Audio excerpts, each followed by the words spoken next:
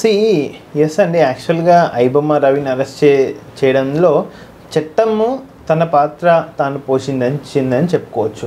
వాళ్ళకు సమదర్ cinema industry వాళ్ళు complaint ఇచ్చిండ్రు, వాళ్ళు యాక్చువల్గా తీసుకొని వాళ్ళు పట్టుకున్నారు.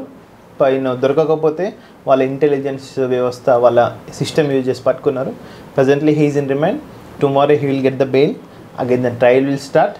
ఎవరిది తప్పు అనేది న్యాయస్థానం నిర్ణయిస్తుంది. అది అతను ఎమోషనల్గా ఏదన్నా చిన్నపిల్లల ఇప్పుడు నన్ను పట్టుకుంటే చూడు అని అనుకున్నాడు. కానీ తెలంగాణ పోలీస్ వ్యవస్థ చాలా అప్గ్రేడ్ అయింది. యాక్చువల్గా 10 సంవత్సరాల ముందు కానీ తెలంగాణ రాష్ట్రం వచ్చినాక కూడా తెలంగాణ పోలీస్ వ్యవస్థ చాలా అప్గ్రేడ్ అయింది.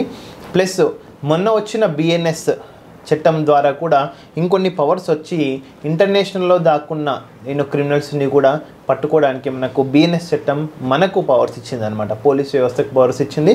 డెఫినెట్గా we shall appreciate ex CP CV Anand garu and present CP Sajjanar గారు.